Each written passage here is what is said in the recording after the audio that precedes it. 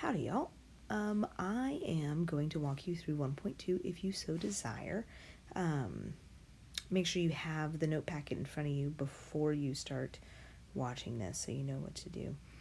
I will say, y'all, most of this is going to be review. You should know a lot of this. So what I would really like for you to do actually before you start is to pause this, look through, and see how much of this you can do, because I bet you can do most of what's on this packet, and then kind of come back and look and see what's going on.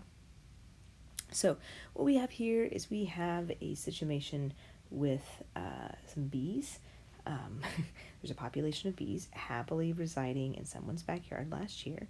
Let B of T be the size of the bee population in thousands, T months after April 1, 2012. The function is modeled in figure 1. So here we have this nice little function showing the population of bees. We have months down here on the x-axis, and then numbers of bees in the thousands on the y-axis.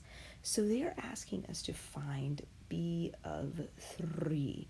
So remember what this means, since we have the function B of T, we're just changing we're just changing T to 3. So we want to find out what 3 is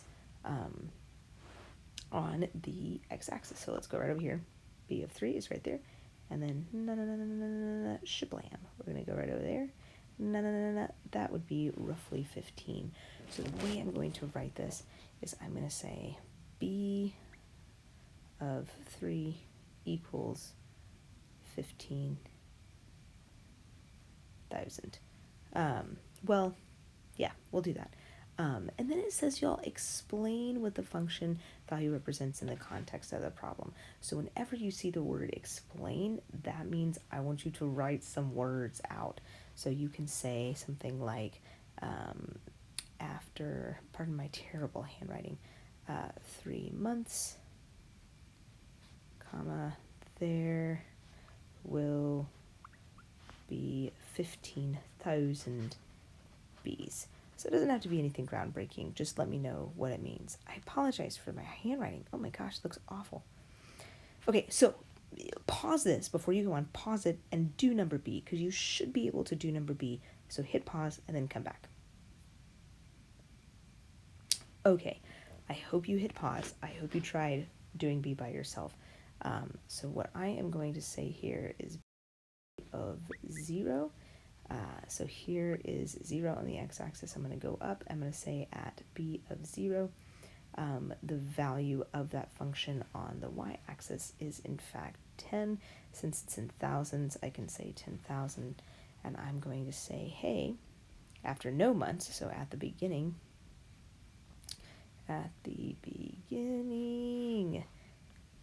there were 10,000 bees. Boom. Cool. Let's look at the next couple of questions. Okay, guys, so here are the next couple of questions. This time, instead of telling us what the T is, it's telling us what the result is, what the Y value is. So this is going to be the number of bees. So it's going to say, hey, when B of T is 13, what does that mean? So what I'm going to do is I'm going to go up here on the y-axis. I'm going to find 13. There's 13.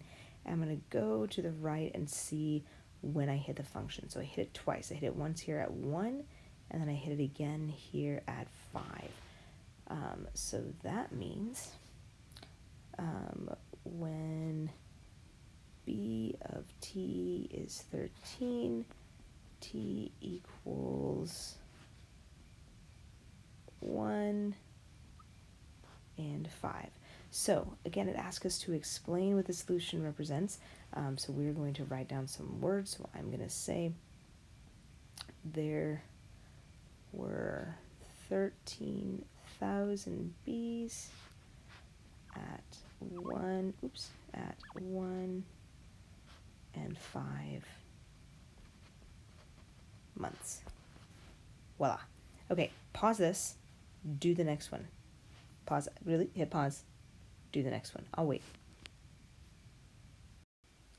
Okay, y'all, I hope you went back and paused. Let's look at what this one is going to be.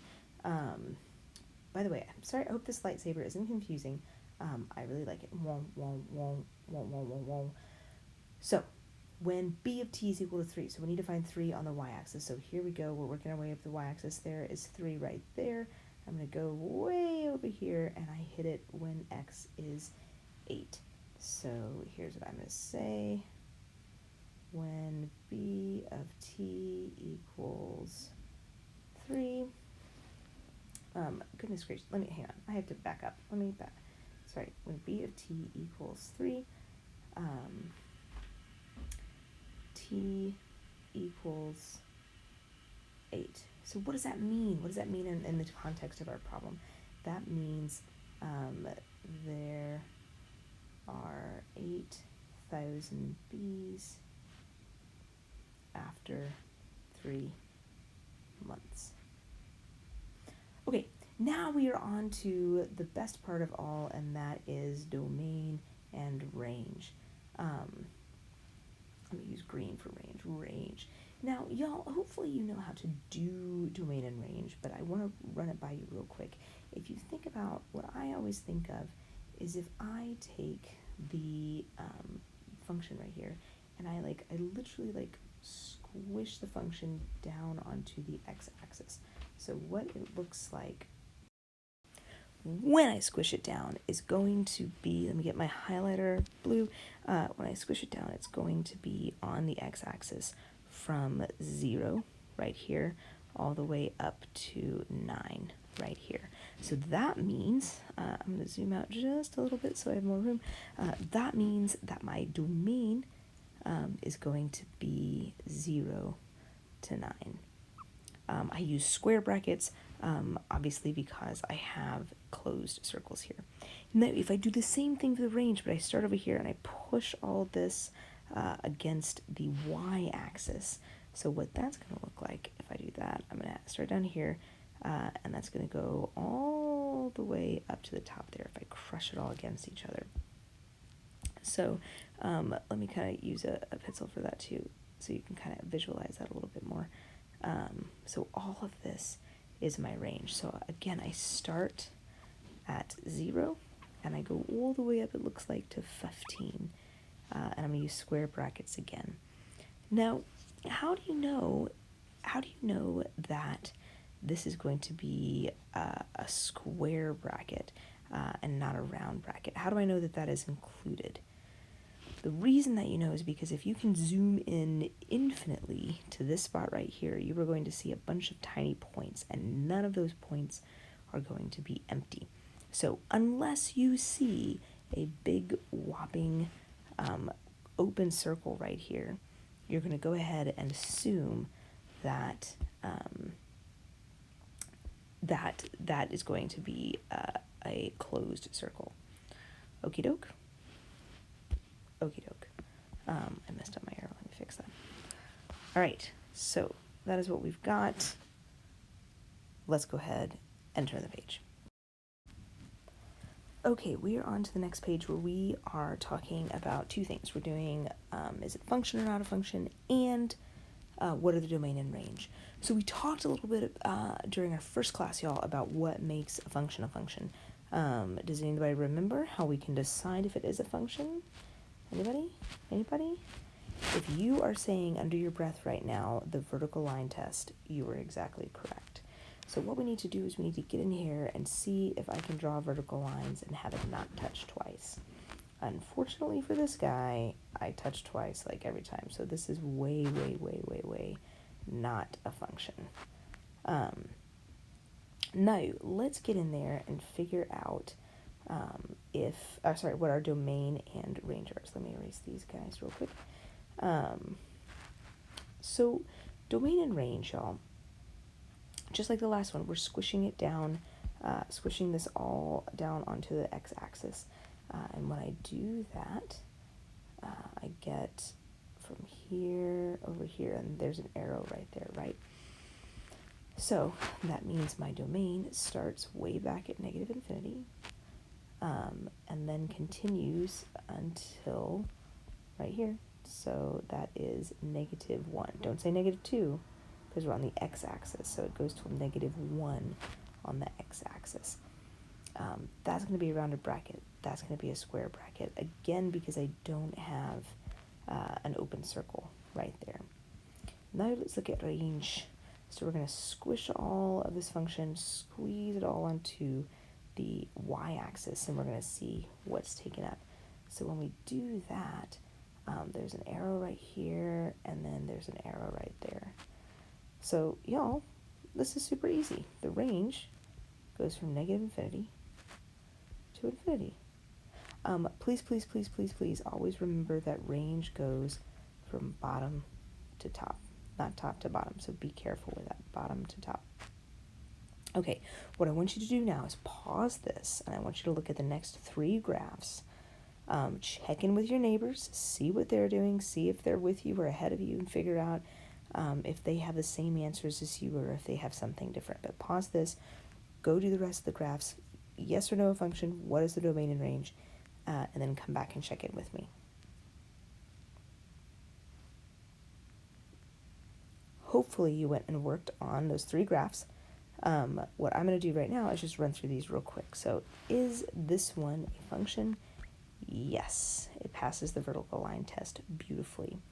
When I squeeze all of this on to the x-axis, y'all, I'm actually going to use a pen here. I get an open circle right here, and then squeezed all on, and I get a closed circle up there. So that is my domain, which looks like to be 1 all the way up to 6, and that's a closed bracket up there, 6.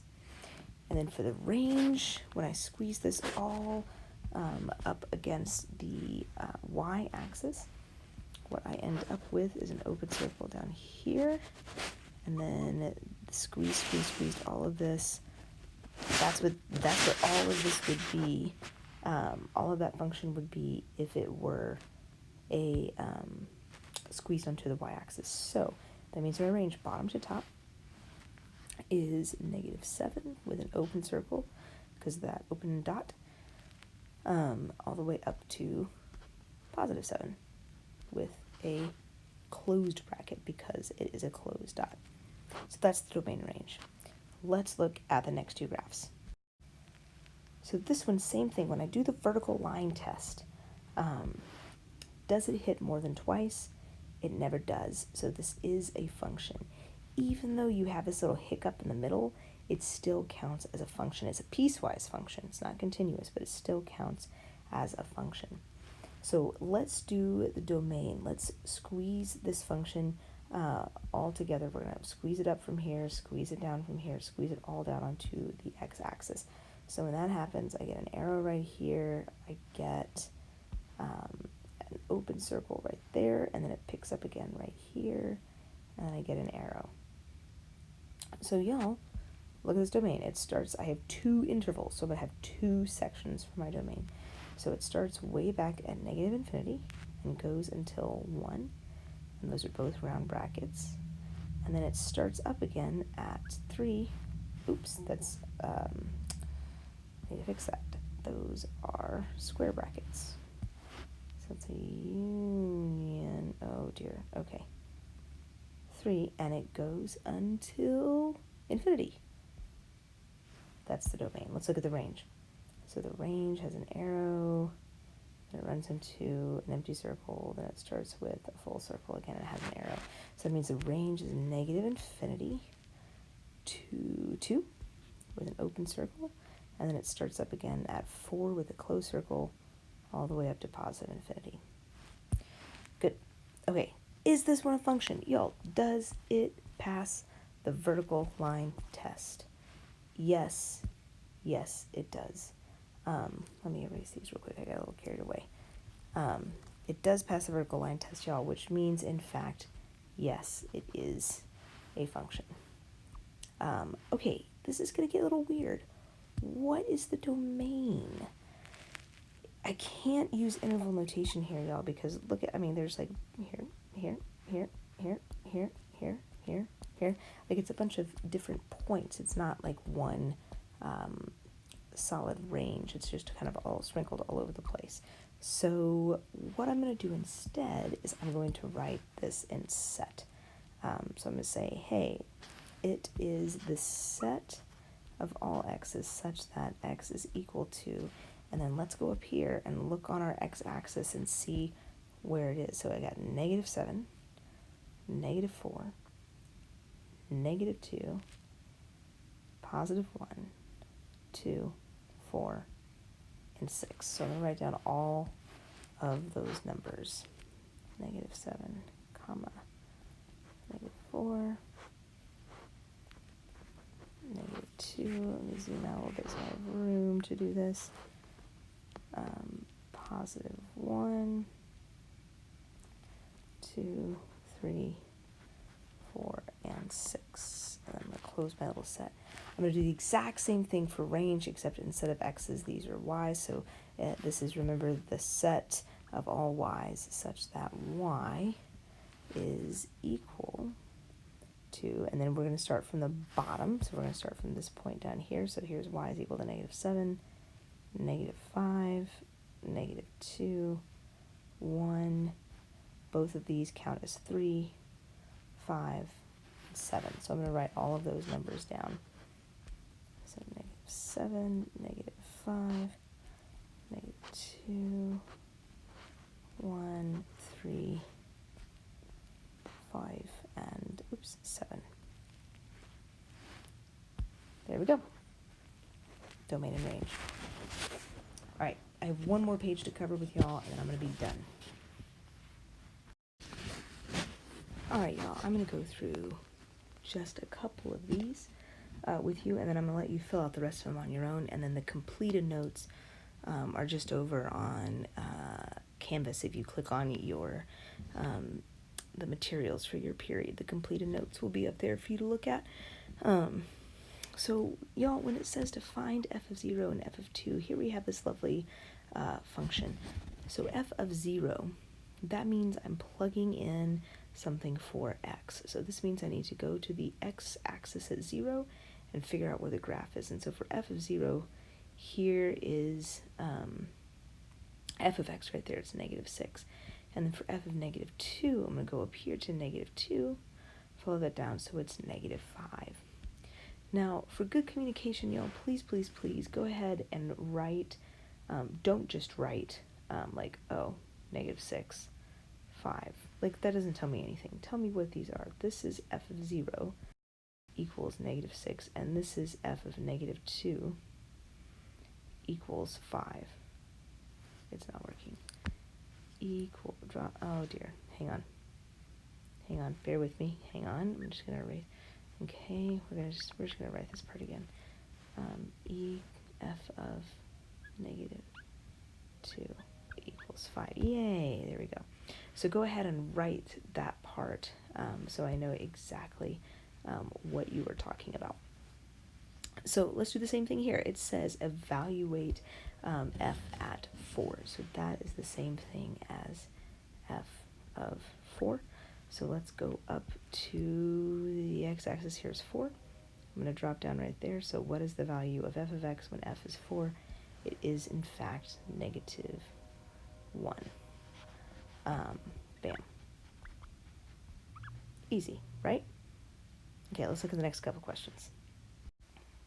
Okay, so here are the next 4 questions. So this should be pretty easy. And like I said, y'all, if you want to stop this video and just go fill this in yourself and then check out the notes, please do, because I know this is not the most exciting thing ever. Unless we like drew a penguin right here. Well, now it's a little bit more exciting.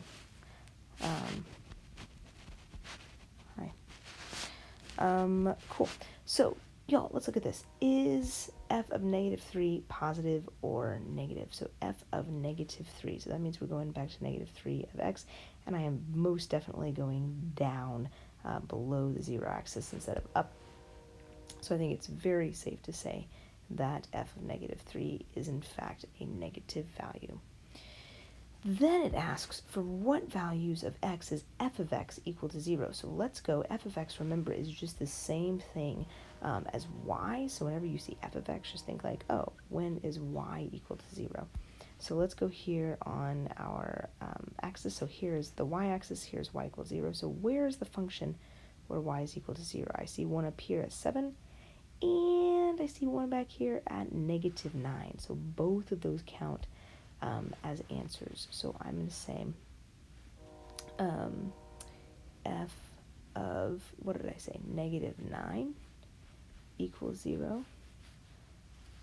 And let me zoom out just a little bit. And f of 7 equals 0. So you can write it like that. You can also say like when x equals negative 9 or 7, comma, y equals 0, whatever way you want to word it. Please remember, just don't write like negative 9 or 7 by itself. Okay, y'all, state the zeros of f. Do y'all remember what zeros are? Zeros, if you will recall, are when I'm going to zoom in a little bit so I can make it look a little nicer, function crosses the x-axis. And zeros will not be ordered pairs. Zeros will just be like numbers. So I see zeros happening right here, bing, and right here. In fact, it's the same numbers that we just answered in our last question. So I'm going to say, hey, what are the zeros of f? I'm going to say the zeros are x equals negative 9 and x equals 7. Booyah. Okay, moving on. What are the horizontal intercepts? Guys, remember what horizontal means. That means left to right like this. So horizontal intercepts, since it's asking for intercepts, that means that we are going to answer in coordinates. So let me write that down. This means we need coordinates. So let's go ahead and give this answer. The horizontal intercepts are going to be the same thing as what we just did. They're the ones that are crossing the horizontal axis, which is the x-axis. So I'm going to say negative 9, 0, and 7, 0, like so. Guys, look at all this math. So incredible. Okay, just a couple more questions. Here we go. Okay, so let's get to these questions. Can y'all hear that train? There's a train like in the distance, but it sounds like it's right next door. So apologies if you can hear the train whistle in the background. So let's get to this one. What is the vertical intercept? So we just talked about horizontal. Vertical means up and down like this. So what we're looking for is when the function crosses the vertical axis. So that happens right here. And remember, intercept means we're looking for the coordinate right there. So I'm going to go ahead and put a little highlight on that. Hello. And then let's go ahead and answer that question. So that's going to be 0, negative 6. That's my vertical intercept. Okay. Next up, we have solve f of x equals negative 4. So it wants us to find the x where the answer is negative 4. So that means, remember, we're going to the y-axis to figure out what the x is right yonder. So let's go. Here is the y-axis. Here's negative 4. And it looks like, shoot dang, it looks like I see 1, 2, 3 solutions. I'm going to go over here and highlight those. Let's use blue. Here's one here, here's one here, and here's one here. So that means I have 3 solutions. And in fact, it told me state the solution set. Fantastic. So let us state the set. So what that means is we're going to use our fancy brackets. It's just we're stating a set of solutions. So I'm going to say x is equal to, let's see, negative 7, negative 4, and 3. And I'm going to close that up with the fancy brackets like so. So, y'all, I'm just giving the x values of this, this, and this. Those 3 points right there that line up with negative 4 on the y-axis. Okay? Okay. Now, let's do these two. For what values of x is f of x less than negative 4? Less than negative 4. So, let's figure out where negative 4 is. F of x is negative 4. That's right there. That's the line we just looked at. So, I'm going to go ahead and put a little dotted line across the graph. oh dear. Wait, let me get out of here. I'm not using the most precise tool right now, so apologies for that. Okay, so y'all, where on the function is it below that little black dotted line that I drew? Because that's the -4, which is what we are looking for to be less than right here. So it's this part of the function. Let's go ahead and highlight that in green. Boop, boop, boop, boop, boop, boop, boop, boop, boop, boop. So it's that part of the function. So where does that function start? It starts right here at when x is -4, and then it keeps on going past x is 0, x is 1, 2, and then it stops right here on -3. So what I'm going to say is for what values of x is f of x less than -4, I'm going to say it started way back at -4 and it kept going until 3. So this is an interval notation. So careful you don't get this confused. I'm not writing an ordered pair or a coordinate right here. This is interval notation. Now I want to know, am I equal to -4 right here? I'm looking for when f of x is less than -4. So right here where it starts, let's zoom in. What? I can do 2? What? I didn't, oh my god, y'all. I had no idea I could do 2 lightsabers.